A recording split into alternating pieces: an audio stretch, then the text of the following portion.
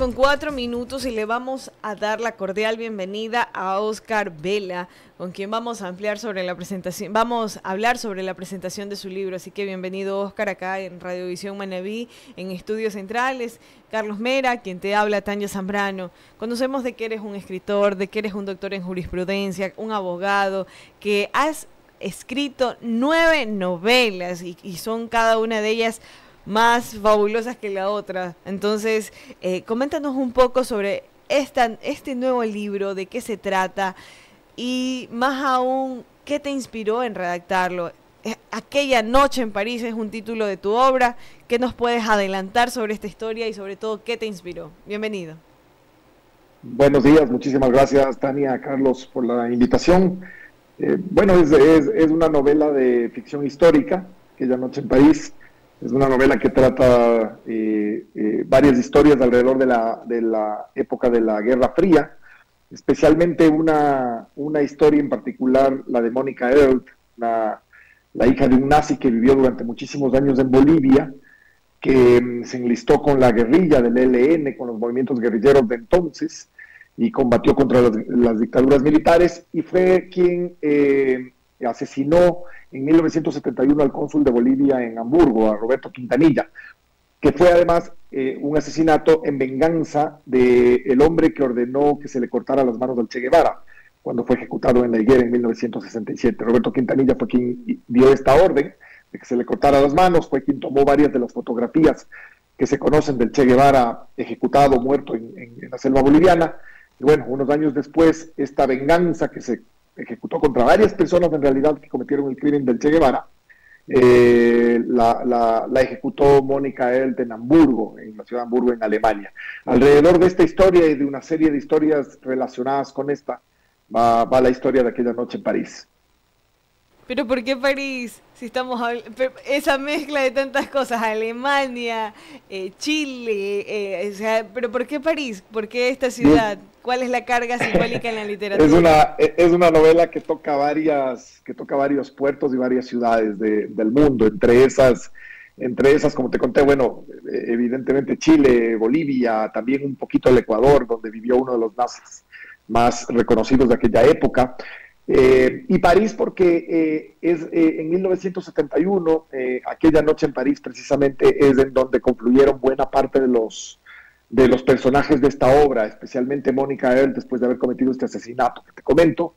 2 o 3 de los espías que seguían a varios de los guerrilleros de entonces en medio de esta Guerra Fría, y 3 o 4 de los personajes principales de esta obra, que como te digo es una ficción histórica, así que trata de espionaje precisamente, de venganzas, de traiciones.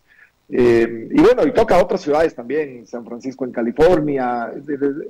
Es una novela con un entramado bastante complejo, pero muy interesante sobre lo que era precisamente el espionaje y las traiciones de entonces.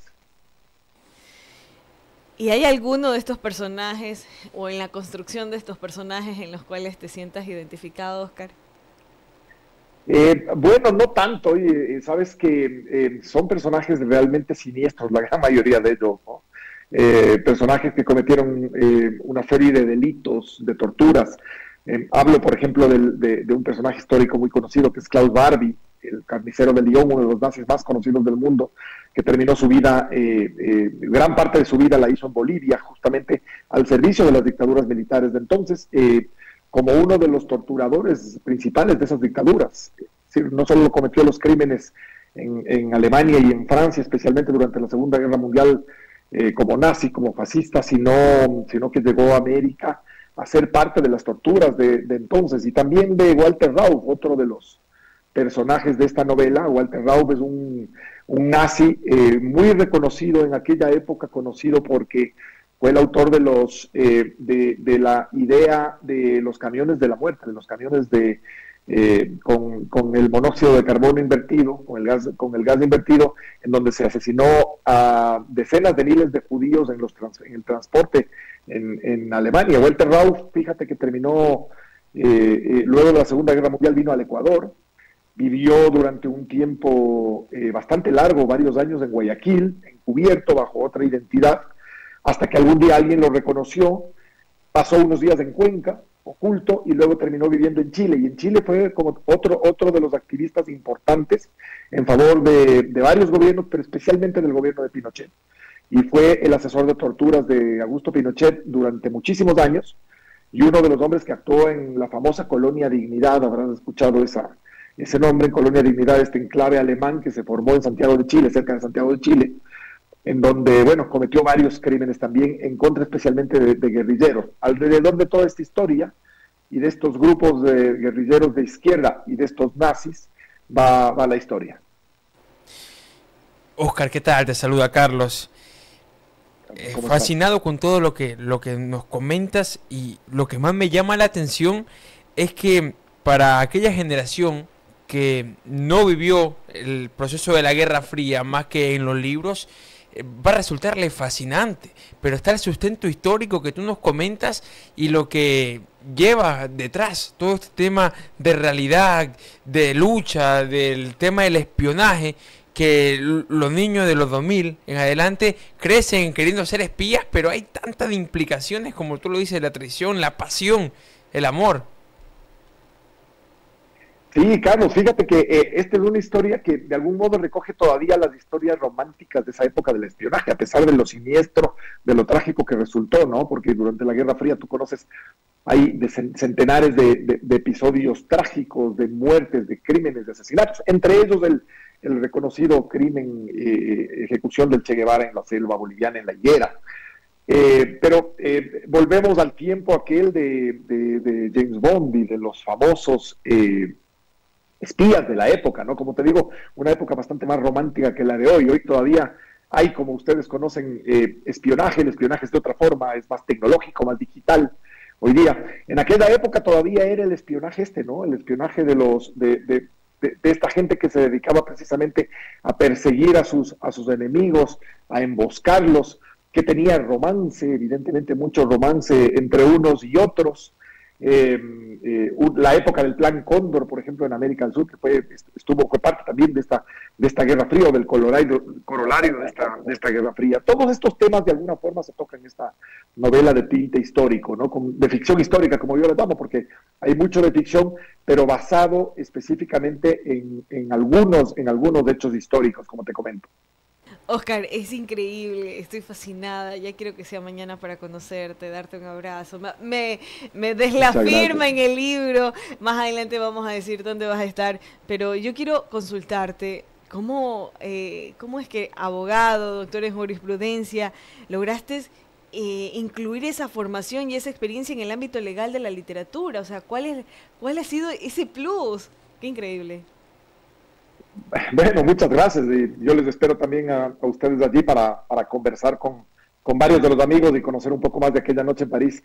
A ver, esta es una de las últimas novelas que he escrito, precisamente tratan estos temas de ficción histórica.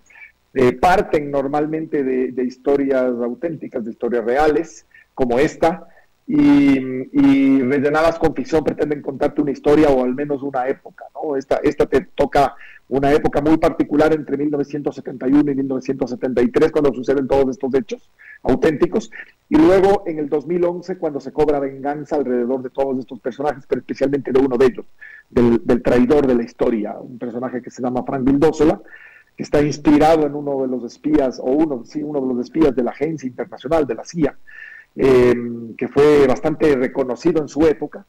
Y bueno, Frank es el famoso traidor de la historia, ¿no? Es un personaje que trabajaba para los dos lados, hacía contraespionaje, y bueno, esa traición, ese juego es el que detona toda esta historia de aquella noche en París. Y todo esto nace de historias que de pronto leo, conozco, me han llegado. Esta historia en particular la conocí o me llegó por un buen amigo que trabaja en derechos humanos en Bolivia, en Naciones Unidas de Bolivia, y que me llegó con esta historia. Me contó la historia de Mónica Earl, un personaje fascinante realmente, de quien además se conocía muy poquito todavía, y bueno, a quien logré investigar y descubrir en definitiva toda su historia, toda esta historia particular del crimen que cometió y bueno, de toda la persecución de la que fue objeto posteriormente por varios de estos personajes siniestros que les cuento. Oscar, te escucho y sigo fascinada y quiero hacer muchas preguntas. Una de ellas, por ejemplo, es ¿cómo es tu rutina para escribir? ¿Tienes algún método en especial para desarrollar las historias? ¿Cuáles han sido los mayores desafíos al momento de escribir esta novela? Y también en el panorama actual, donde nosotros los jóvenes, donde el público está más enfocado o dominado por lo digital, por la inmediatez, ¿cómo crees que la literatura pueda seguir impactando en la sociedad? Son 3 preguntas en una, me emocioné. tres en una, pero muy bien traídas. La primera, bueno, el método que utilizo normalmente, evidentemente, parte de una investigación profunda de los hechos históricos, de recopilar material, documentos, especialmente en este caso, mucha documentación histórica, el informe de la Comisión de la Verdad de Bolivia, en donde se investigaba la desaparición de cientos de personas durante las dictaduras militares, entre esas la de Mónica Earl.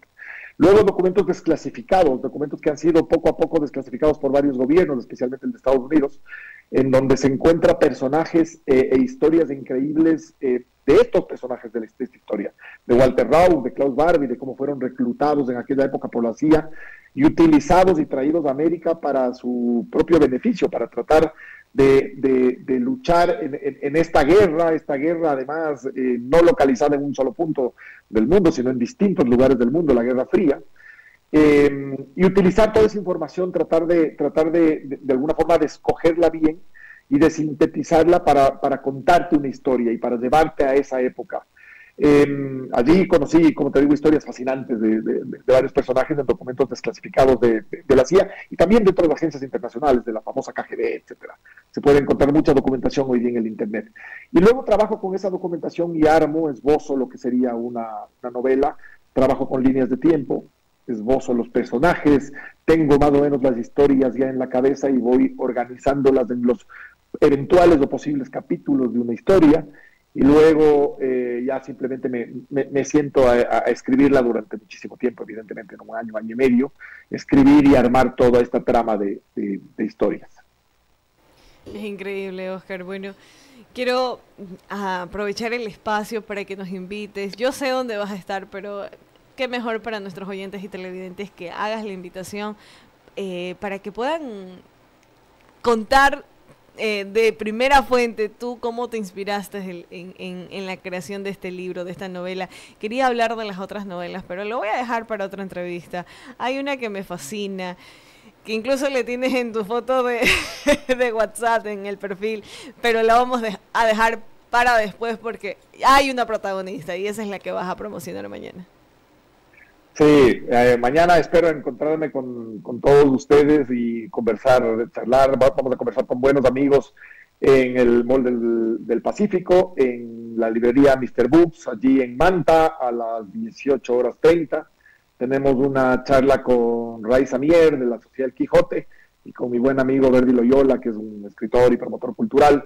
Vamos a charlar sobre aquella noche en París, voy a conocerlos y a conversar sobre estas historias y varios de los secretos que se develarán mañana en esta reunión. Así que espero verles, será un gusto encontrarme con todos ustedes, conversar, escuchar sus preguntas, firmar libros y que conozcan un poco más de esta historia tan interesante de la Guerra Fría y del espionaje de aquella época. Muchas gracias, Oscar. Dios mediante, ahí estaré en primera fila porque no me puedo perder eso. Soy fan de los libros, soy fan de tu literatura, entonces estoy fascinada con gracias. Muchísimas gracias a ti. Gracias también por aceptar esta entrevista. Realmente nos encanta, más aún porque de manera personal considero que la literatura en Ecuador es algo que necesitamos impulsar. Hay escritores talentosos como tú y no lo estamos haciendo bien, no estamos impulsando a nuestros escritores.